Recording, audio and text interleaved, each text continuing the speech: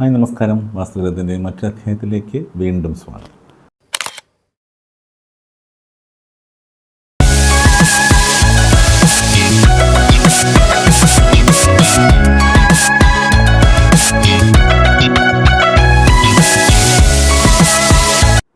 ഇന്നത്തെ ഈ അധ്യായത്തിൽ ഞാൻ ചർച്ച ചെയ്യാൻ ആഗ്രഹിക്കുന്നത് വാസ്തു എന്ന് പറയുന്നത് നമ്മൾ റൂൾസ് അല്ല. റൂൾസ് എന്നുള്ള എല്ലാവർക്കും എഴുതുന്നുണ്ട്, വാസ്തു റൂൾ പ്രകാരമാണോ എന്ന് എല്ലാവരും ചോദിക്കുന്നു. ശരിക്കും വാസ്തുവിൽ റൂൾ എന്നുള്ള വാക്കിനല്ല പ്രാധാന്യം.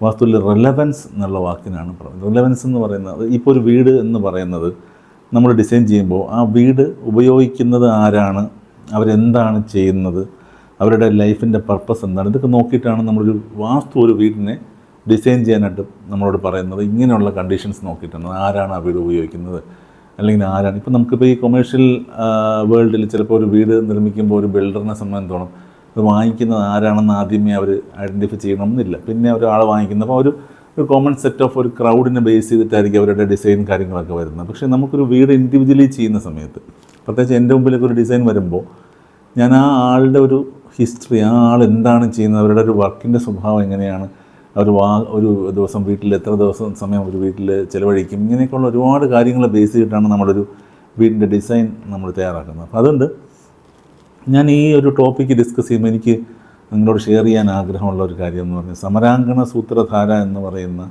ഭോജരാജാവ് എഴുതിയ ഒരു വാസ്തു ടെക്സ്റ്റ് ബുക്കുണ്ട്. അപ്പോൾ അതിനെ ബേസ് ചെയ്തിട്ടുള്ള ചില കാര്യങ്ങൾ ഈ ഒരു ടോപ്പിക്കിലേക്ക് കൊണ്ടുവരാൻ ആഗ്രഹിക്കുകയാണ്. അപ്പം ഈ സമരാങ്കണ സൂത്രധാരയിൽ ഗ്രഹങ്ങളെ ക്ലാസിഫൈ ചെയ്തിട്ടുണ്ട്. ഇപ്പോൾ രാജഗ്രഹം, രാജാവിൻ്റെ കൊട്ടാരം എന്ന് പറയുന്നത്.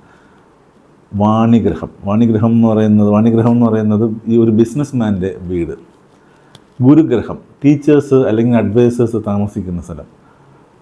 ഇങ്ങനെ വീടുകളെ ഇങ്ങനെ പല ക്ലാസിഫിക്കേഷനിൽ കൊണ്ടുവന്നിരിക്കുന്നതിന് ഇങ്ങനെയുള്ള കുറേ ക്രൈറ്റീരിയകൾ പറയുന്നുണ്ട്. അപ്പം ഒരു രാജാവിൻ്റെ വീടെന്ന് പറയുമ്പോൾ, അല്ലെങ്കിൽ കൊട്ടാരം എന്ന് പറയുമ്പോൾ സെൻട്രൽ കോർട്ട്യാർഡ് നിർബന്ധമായിട്ട് അദ്ദേഹം പറയുന്നുണ്ട്, കൃത്യമായിട്ട് പറയുന്നുണ്ട്. ശാലകളെ തന്നെ, ആ കോൺസെപ്റ്റ്, ചതുശാലകൾക്ക് തന്നെ ഒരുപാട് വകഭേദങ്ങൾ, മോർ ദാൻ 256, 256 പുറത്ത് വകഭേദങ്ങൾ അതിനകത്ത് പറയുന്നുണ്ട്. അപ്പോൾ അതിൽ ഈ രാജകൊട്ടാരം എന്ന് പറയുന്നത് എപ്പോഴും ഒരു സെൻട്രൽ കോർട്ട്യാർഡിനെ ബേസ് ചെയ്തിട്ടുള്ള ഒരു ഇതായിട്ടാണ് പറയുന്നത്. അപ്പോൾ അതുപോലെ തന്നെ വാണ്യഗ്രഹം വരുമ്പോഴത്തേക്കും ഈസ്റ്റിലോ നോർത്തിലേക്കോ ഓപ്പൺ വരികയും അവിടെ ഒരു കസ്റ്റമേഴ്സിന് വെൽക്കം ചെയ്യാനുള്ള ഒരു ഭാഗം കൂടെ ചേർത്തിട്ട് വീടിനെ ഡിസൈൻ ചെയ്യണം എന്നാണ് ഈ വാണിഗ്രഹത്തിന് പറയുന്ന ഒരു കാര്യം. പിന്നെ ഏറ്റവും ഇൻട്രസ്റ്റിംഗ് ആയിട്ടുള്ള കാര്യം എന്ന് പറഞ്ഞാൽ ഈ ഗുരുഗ്രഹം, അഡ്വൈസേഴ്സ് ഹൗസ് അല്ലെങ്കിൽ ടീച്ചർമാരൊക്കെ താമസിക്കുന്ന വീടുകൾക്ക് ഒരു പ്രത്യേകത എന്ന് പറഞ്ഞാൽ അവർ എപ്പോഴും ചില പ്രത്യേക കണ്ടീഷൻസാണ് വാസ്തു നിർദ്ദേശിക്കുന്നത്. അതായത് സൗത്ത് ദർശനമായിട്ടുള്ളൊരു വീട് വേണമെന്ന്. കാര്യം പലപ്പോഴും സൗത്ത് ദർശനം മോശമാണെന്ന് പലരും പറയുന്നുണ്ട്. പക്ഷേ അന്ന് തന്നെ നമുക്ക് ആ മോശമെന്ന് പറയുന്നത് കൃത്യമായ വാസ്തുവിനെ പറ്റി അറിയാത്തത് കൊണ്ടാണ്. അപ്പോൾ സൗത്ത് ദർശനമുള്ള വീടിനെ സംബന്ധിച്ചിടത്തോളം അത് ഈ അഡ്വൈസേഴ്സ് പോലുള്ള ആൾക്കാർക്ക്, ടീച്ചിങ് മേഖലയിലേക്ക് പ്രവർത്തിക്കുന്നവർക്ക് വളരെ ബെനിഫിറ്റ് തരുന്ന ഒരു ക്ലാസിഫിക്കേഷനാണ് ഈ സൗത്ത് ദർശനമുള്ള വീടുകൾ. അപ്പോൾ അതുപോലെ തന്നെ അവർക്ക് അതേ വീടുകളിൽ നോർത്തിൽ അവർക്കൊരു സ്റ്റഡി റൂം അല്ലെങ്കിൽ നമുക്ക് ചിന്തിക്കാനും എഴുതാനും ഒക്കെ പറ്റുന്ന ഒരു റൂം നോർത്ത് ഭാഗത്ത് ഉണ്ടാവുന്ന രീതിയിൽ വേണം ഡിസൈൻ നമ്മൾ കൊണ്ടുവരാനായിട്ട്.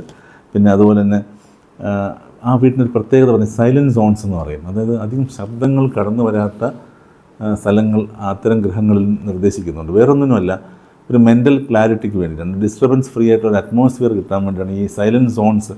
നമ്മുടെ ഡിസൈനിലൊക്കെ ചില സമയങ്ങളിൽ ഇൻകോപ്പറേറ്റ് ചെയ്യുന്ന പ്രിൻസിപ്പിളാണ്. ചില ഏരിയകളിൽ പോയാൽ അധികം ശബ്ദങ്ങൾ പുറത്തുനിന്നോ ഡിസ്റ്റർബൻസോ വരാത്ത രീതിയിൽ മെൻ്റൽ ക്ലാരിറ്റി കിട്ടുന്ന രീതിയിലുള്ള ഒരു സംഭവം നമ്മൾ കൊണ്ടുവരാറുണ്ട് ഡിസൈനിൽ. അപ്പം അത് വളരെ ബെനിഫിഷ്യലായിട്ട് തോന്നുന്നുണ്ട് പല കാര്യങ്ങളിലും.